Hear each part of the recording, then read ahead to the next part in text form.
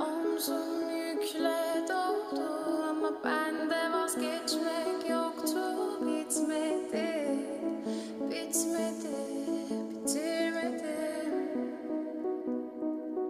Ben özel değilim ya da öyle bir şey, ama sen varken hep böyle hissettim,